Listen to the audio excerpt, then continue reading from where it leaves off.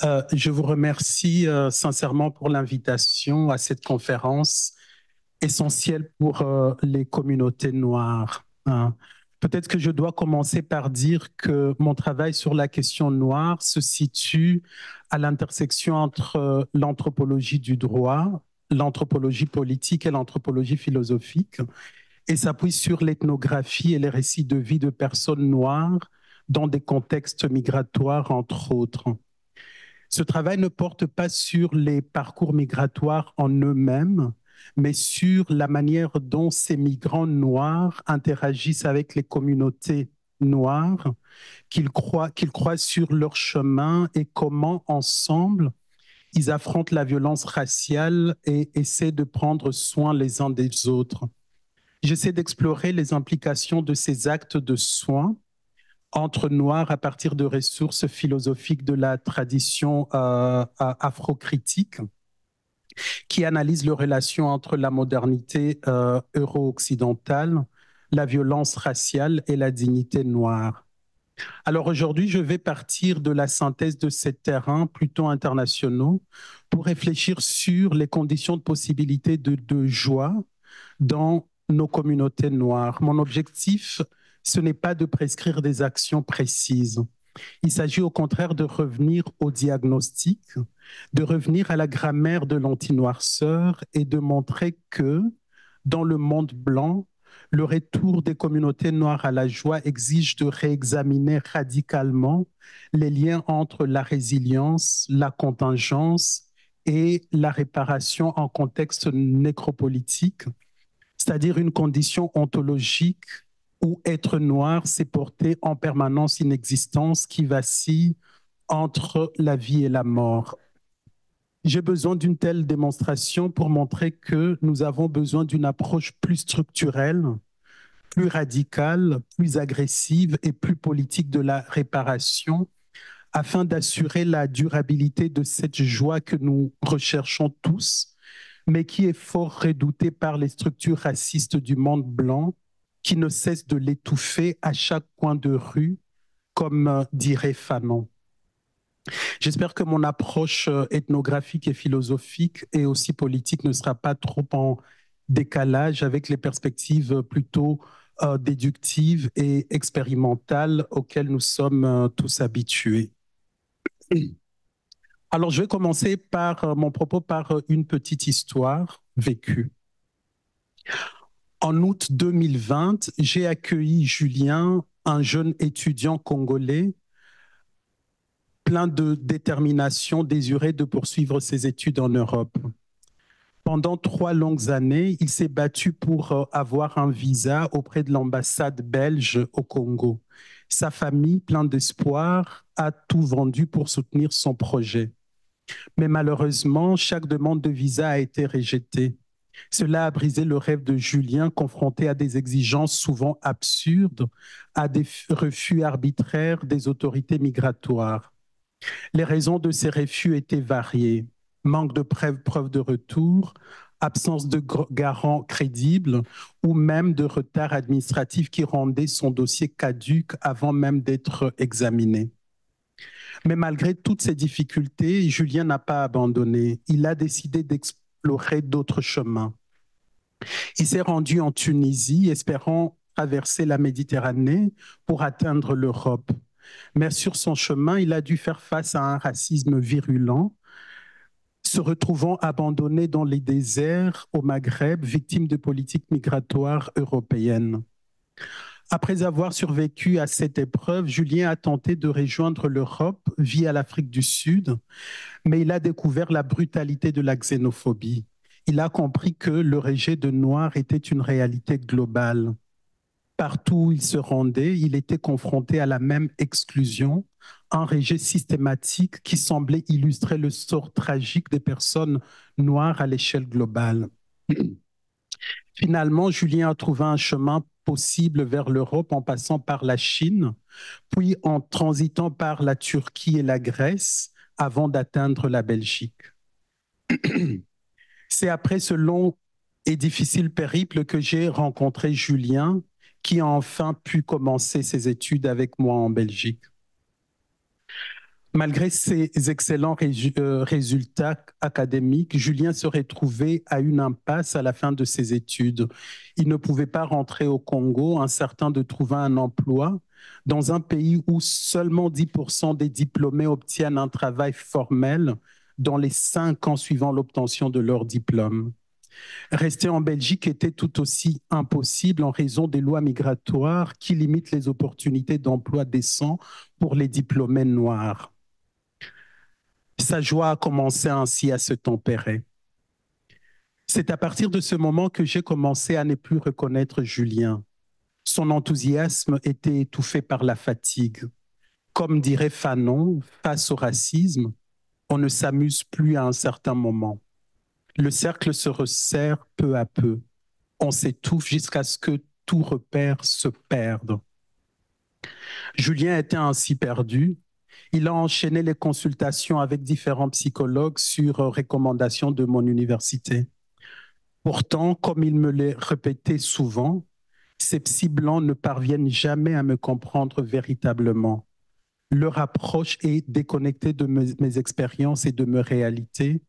Ils amplifient mon sentiment d'isolement. À l'heure où je vous parle, Julien est au Canada. Il est arrivé via les États-Unis. Il est fatigué, exténué. L'histoire de Julien résonne avec des centaines d'autres que j'ai recueillis au Rwanda, au Burundi, en RDC, au Mali, au Burkina Faso, au Sénégal, ainsi qu'en France, en Belgique, en Allemagne, en Angleterre, au Canada et aux États-Unis. Ce qui m'intéresse dans ce récit, ce n'est pas tant le caractère périlleux du parcours migratoire, mais la réalité constante de vie de communautés noires. En effet, partout où Julien a passé, il a remarqué une constance. Où qu'on soit, et malgré les différences contextuelles, les communautés noires sont confrontées à la subalternité noire, c'est-à-dire à une marginalisation systématique qui persiste depuis au moins 6 siècles, et où être noir signifie souvent faire partie du sous-groupe d'humains les plus démunis en termes de ressources essentielles comme la nourriture, le logement, l'éducation, les soins de santé, et privés de la possibilité de vivre dignement et longtemps. En dehors de l'Afrique, ces communautés noires sont systématiquement rejetées et marginalisées par les démocraties libérales qui érigent des forteresses d'inimitié, empêchant ceux qu'elles ne considèrent pas comme citoyens d'accéder à une vie meilleure. Comme le souligne Fanon, si la psychiatrie est la technique médicale qui se propose de permettre à l'homme de ne plus se sentir étranger à son environnement, on peut dire que beaucoup de Noirs, éternellement aliénés dans ce monde, vivent dans cet état de dépersonnalisation totale.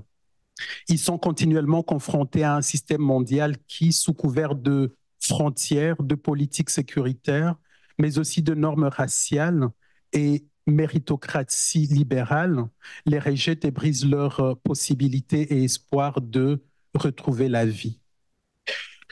Pour le temps qui me reste, je m'inscrirai dans la perspective afrocritique afin d'esquisser quelques éléments sur la condition de possibilité d'une réparation politiquement efficace dans la situation de Julien et de milliers d'autres Noirs comme lui, en me focalisant sur les aspects politiques, car l'anti-noirceur est avant tout une question politique. Comme l'a rappelé hier le professeur Daniel de Rivoire, à propos d'une réparation efficace, nous avons besoin de nous arrêter et de réfléchir sur notre diagnostic, sur les conditions de possibilité de la réparation des communautés noires, car sinon, nous risquons de nous retrouver en train de faire ce que le monde blanc attend de nous, c'est-à-dire perdre du temps et nous fatiguer. Comment donc penser les conditions d'un rétablissement efficace et durable de la joie de toutes ces communautés noires en souffrance? Je vais tenter d'apporter quelques éléments à cette question complexe en essayant de développer brièvement une réflexion autour de 3 sous-questions. 1. Pourquoi repenser aujourd'hui la joie de nos communautés, dans nos communautés? 2, qu'est-ce que cela implique par rapport au diagnostic que nous devons faire de la condition noire? Et finalement, 3, quelle pharmacie durable ces diagnostics requièrent-ils? Premièrement, pour ce qui concerne la question de la recherche de la joie dans nos communautés noires, on sait qu'aujourd'hui que beaucoup de recherches insistent sur l'intérêt d'envisager la question de la condition noire à partir de l'idée originale qui sous-tend le concept de laetitia africana ou encore la thématique de la joie dans les communautés noires. Selon la philosophe franco-congolaise Nadia Kisukidi, cette idée est importante car elle vise à résister à la mélancolie théorique liée à la perte et au deuil présente dans l'ensemble de l'écriture postcoloniale, des écritures africaines de soi et des écritures noires plus spécifiquement. Cette approche proactive pourrait aider à redéfinir les narratifs et à promouvoir une vision de la résilience plus autonome, dynamique et réparatrice des Noirs. Cependant, dans cette réflexion sur la question de la joie chez les Noirs, un piège se dessine. Il réside dans la définition problématique de la réparation et l'idée de la résilience qui la sous-tend. Même envisagée dans le sens nuancé que propose l'artiste Kader Atia, cette notion de réparation demeure eurocentrée et idéaliste. Pour rappel, chez Atia, la réparation est une signature anonyme d'un individu à propos de son groupe social, montrant son rapport décomplexé à sa blessure et au temps qui passe. Contrairement à la tradition occidentale, où réparer signifie retourner à l'état original, donc nier la blessure, en suivant Atia, la réparation, pour les Noirs en tout cas, devrait impliquer de reconnaître la blessure et de donner une place égale à la réparation, conférant ainsi une seconde vie à ce qui a été blessé. Or, il me semble qu'adopter cette conception de la réparation témoigne d'une incompréhension de la gravité des conditions noires dans le monde blanc et nous éloigne d'une réflexion véritablement efficace sur le retour définitif de la joie dans nos communautés noires. Ce qui pose problème, c'est que cette vision de la réparation, à la fois eurocentrique et idéaliste, repose sur l'idée de la résilience comme capacité à surmonter et à s'adapter, au lieu de reconnaître la résilience, chez les Noirs en tout cas, comme un processus de confrontation constante avec la mort. Sans une telle compréhension, la réparation n'est pas possible car elle fonderait sa politique sur un diagnostic erroné de la condition noire. C'est cela que je vais tenter d'expliquer dans mon deuxième point. En effet, dans son livre Les damnés de la terre, Fanon écrit, je cite, la première chose que l'indigène apprend, c'est à rester à sa place, à ne pas dépasser les limites. C'est pourquoi les rêves de l'indigène sont des rêves musculaires, des rêves d'action, des rêves agressifs. Cette agressivité sédimentée dans ses muscles, le colonisé va d'abord la manifester contre les siens.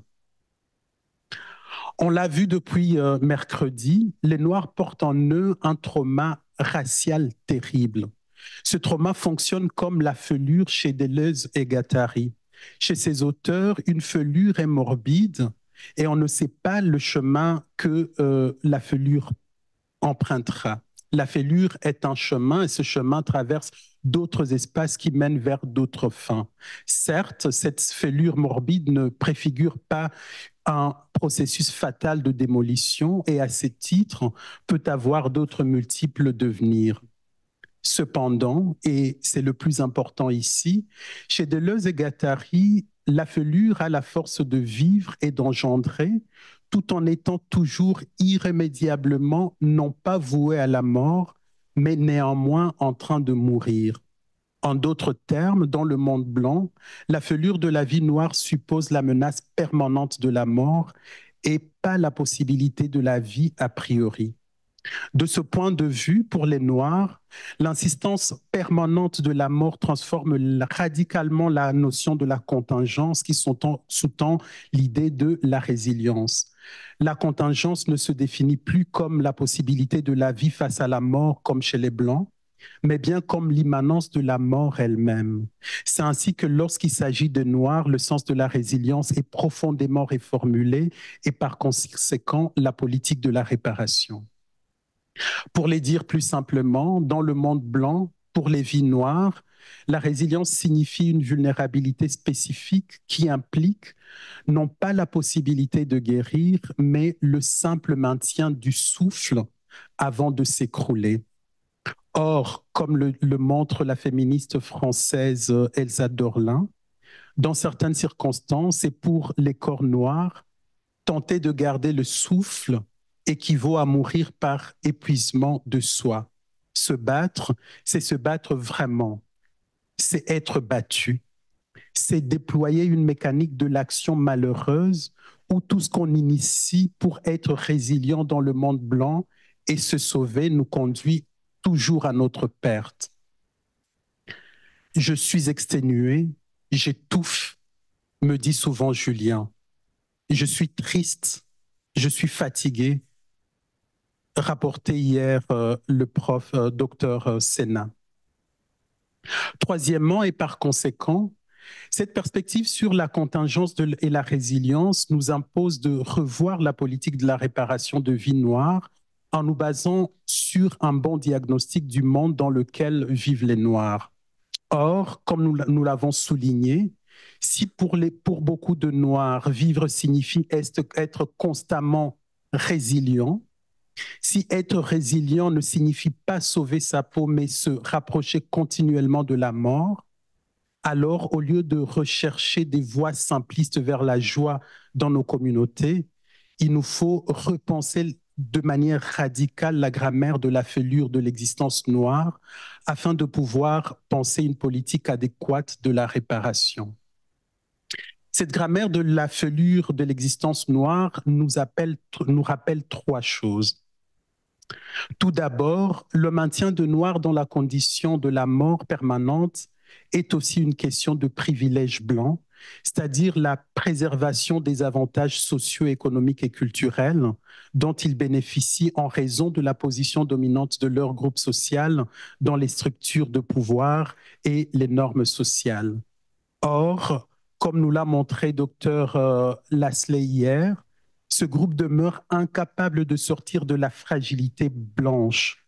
Pour diverses raisons, il reste incapable de se questionner radicalement sur ses privilèges raciaux et se rendre vulnérable, c'est-à-dire accepter de se rendre compte que la blancheur est un lieu de dépossession et d'en tirer les conséquences. Ensuite, ce maintien de Noirs dans la condition de la mort pose une question plus libidinale. En effet, dans le monde blanc, les Noirs forment une masse de chair indistincte à laquelle sont rattachés les attributs de la crainte, du dégoût, du désir et en captivité par la joie de la terreur du maître, dont les envies oscillent entre négrophobie et négrophilie. Il devient alors difficile d'agir sur le système alors que le problème de la négrophobie n'est pas fondamentalement une affaire d'idées, mais de désirs inconscients et rationalisés qui positionnent les Noirs en êtres sous-humains et abjects, mais également objets d'un insatiable désir de possession. Enfin, le maintien de privilèges blancs et cette économie libidinale sont perpétués depuis plusieurs siècles par l'impérialisme qui reste racial jusqu'aujourd'hui et qui se voit encore actuellement dans l'exploitation des pays noirs d'Afrique et d'ailleurs par l'espace euro-occidental, une exploitation visible dans le néocolonialisme social, économique et politique. La noirceur demeure ainsi une catégorie fondamentalement marquée par le fait d'avoir été et de demeurer positionnée comme les déchets, les jouets et les défouloirs de désirs blancs.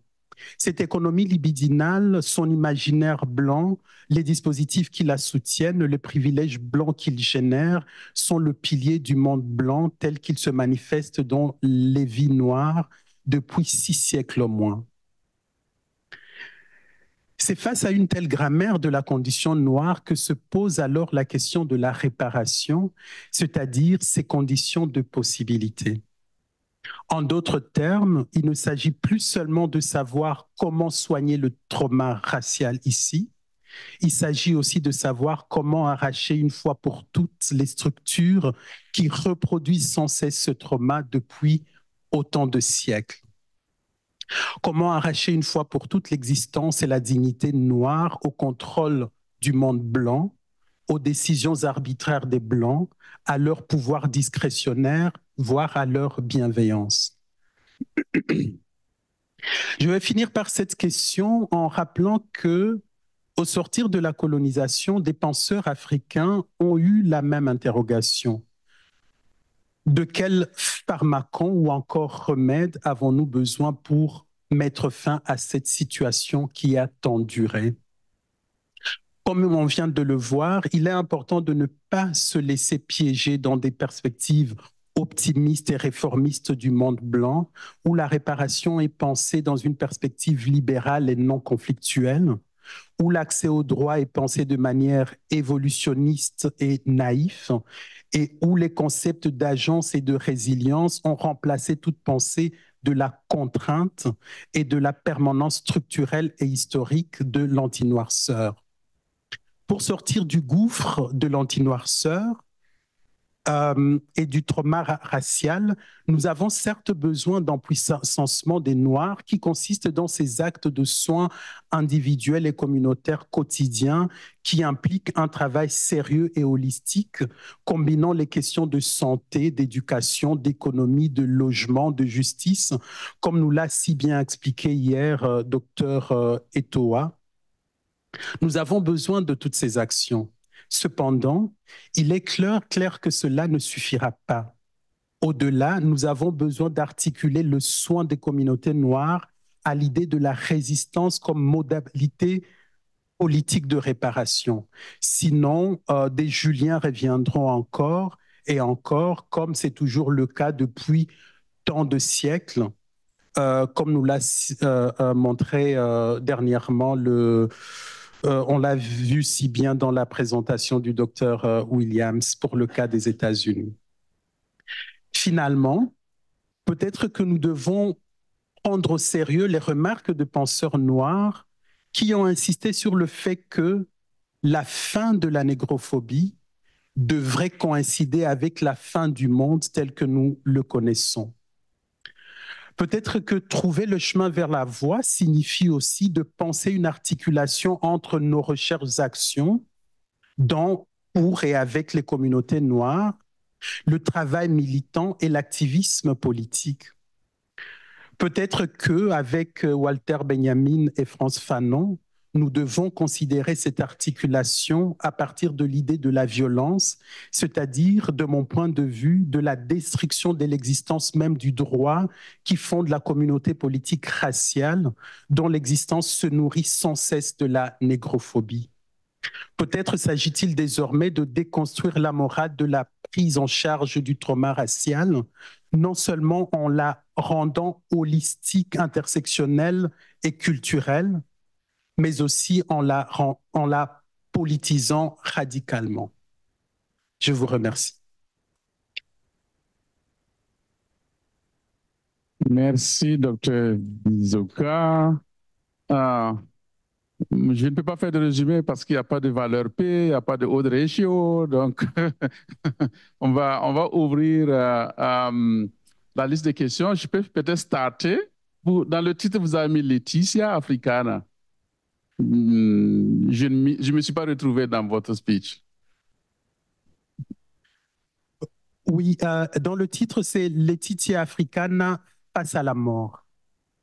La question, c'est très bien, très romantique, et très bien d'ailleurs, pas que romantique, mais aussi légitime de poser la question du retour à la joie des communautés noires. C'est l'objectif, mais mon point, c'est quelles en sont les conditions de possibilité. Voilà. Et que pour retrouver la joie, nous ne devons pas nous contenter des concepts souvent naïfs, comme agency, résilience, plaidoyer, des perspectives très libérales, très évolutionnistes que le monde blanc sert souvent aux communautés noires, du type, si nous sommes racistes, c'est peut-être parce que nous n'avons pas encore compris, avec un peu de plaidoyer, un peu de ça va aller. Et donc, c'est pour ça que j'ai voulu ramener un diagnostic en disant que la question de la réparation et du retour de la joie interroge non pas seulement ces problèmes de racisme liés à l'ignorance, mais aussi le problème plutôt libidinal de un blanc devant un noir sursaute sans savoir pourquoi il sursaute. Donc la joie, c'est bien, mais faisons un bon diagnostic. Merci. Bon. Merci beaucoup. C'est très pessimiste comme point de vue. Puis j'ai envie de vous dire, qu'est-ce que vous voyez d'optimisme dans tout ça, en fait? Et surtout par rapport en fait, ma question, je vais reprendre ma question autrement. Est-ce que on devrait se lever tous ensemble et changer le système, pas changer le système en pensant qu'on va faire évoluer le système, mais changer le système en changeant d'ordre politique, d'ordre structurel de la société. Et c'est un gros souci parce que la vérité, c'est que presque tous, nous sommes pour le changement, mais nous sommes très attachés à notre bien-être et on se sent bien dans quand même un petit peu. Et là, ce que vous nous demandez, c'est il faut tout chavirer et parce que si on ne le fait pas, ben, on est en train d'accompagner le système en quelque sorte. On participe du système. Oui, merci.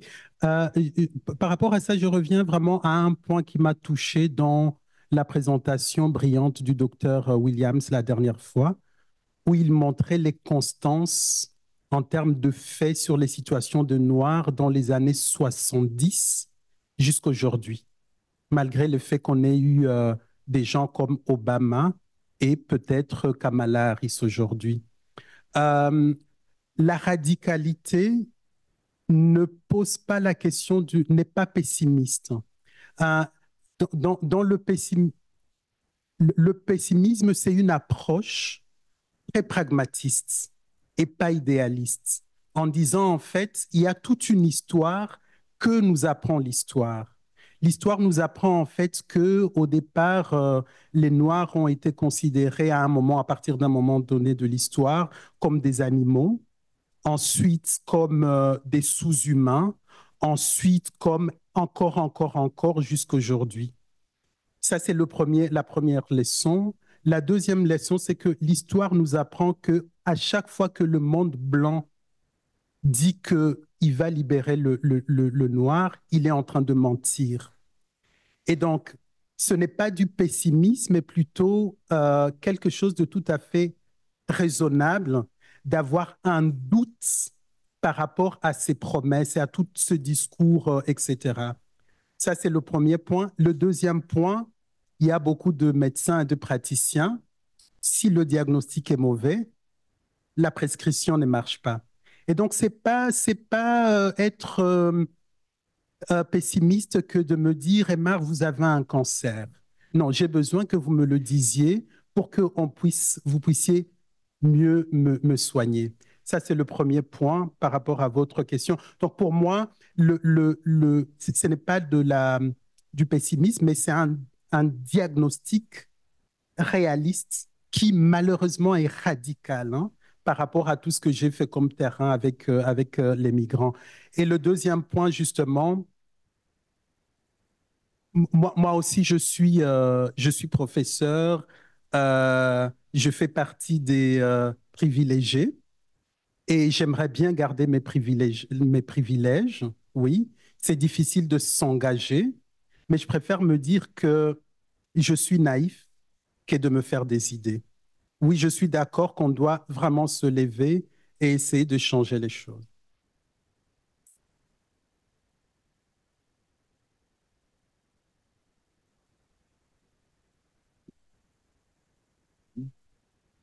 Ah non, c'est pas fini. C'était juste, donc, vous prêchez une révolution plutôt qu'une évolution des choses. C'est ça que vous... Pardon? Que vous prêchez une révolution au lieu d'une évolution des changements, c'est ça? Oui. 2 points. Les mots ont vraiment leur sens. Je ne prêche rien. Je fais un diagnostic.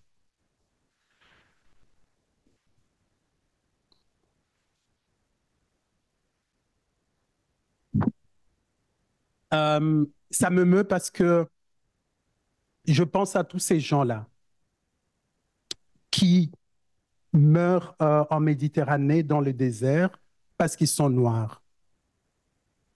Et je parle de ces gens, je ne prêche pas. La deuxième chose, c'est que, oui, dans le monde blanc, il y a cette idée-là d'évolution.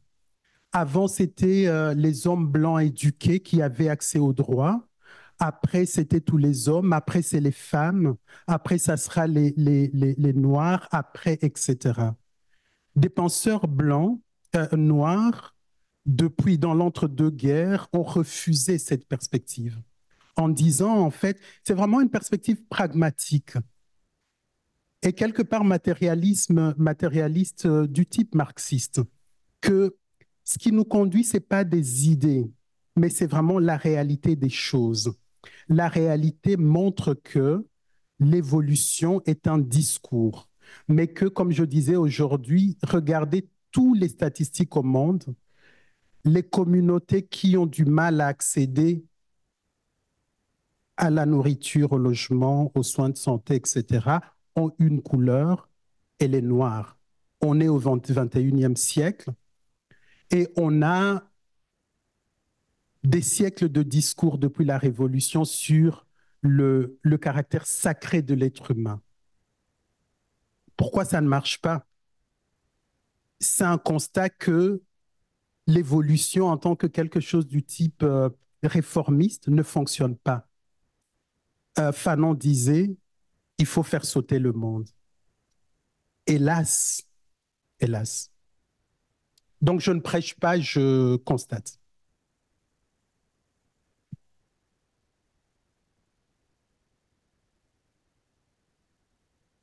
Thank you, Doctor. And I would like to thank the amazing ladies for their fantastic translation. I've been able to keep up.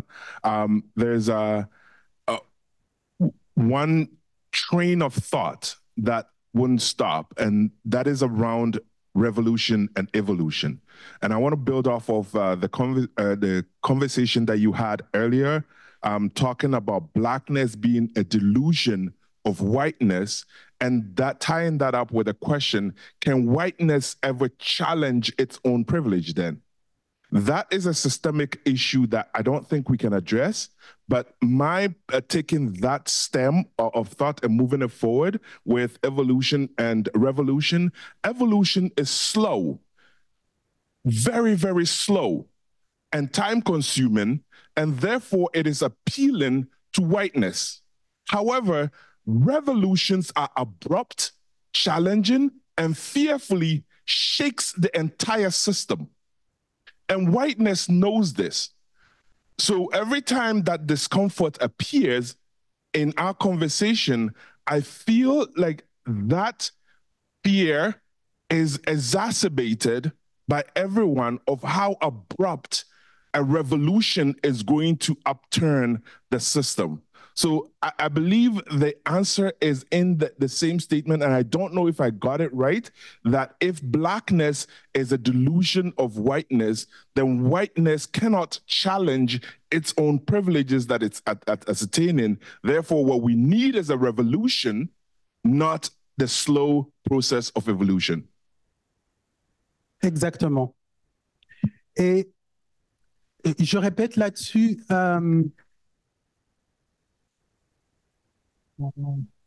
Je raconte, je dis toujours tout le temps à mes étudiants une chose, hein.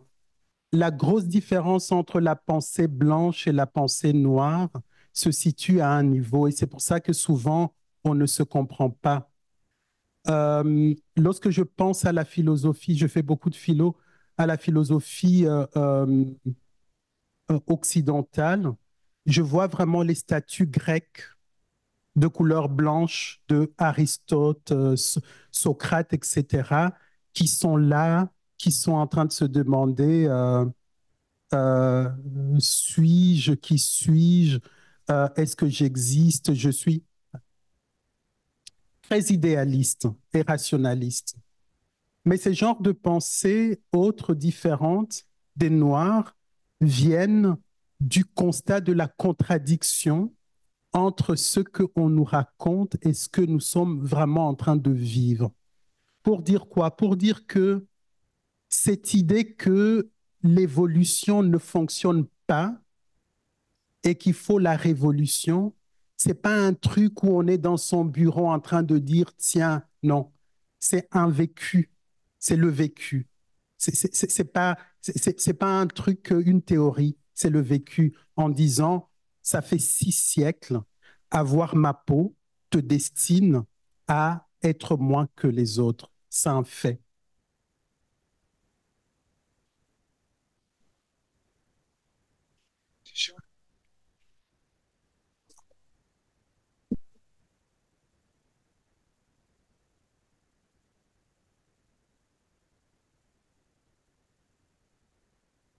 On va enchaîner.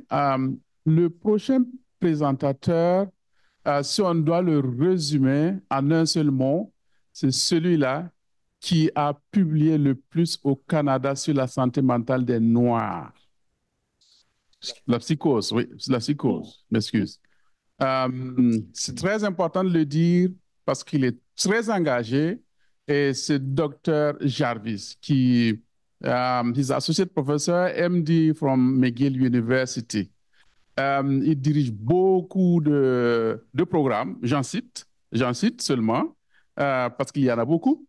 Cultural Consultation Service, the first episode of Psychosis Program, Culture Psychosis Working Group at Jewish General Hospital, etc., etc. Un autre élément que je dois citer, c'est qu'il est l'éditeur en chef du Transcultural Psychiatry. Accueillons Dr. Jarvis, qui va nous parler de Psychosis in Black Community and International Perspective. Bienvenue, Dr. Jarvis.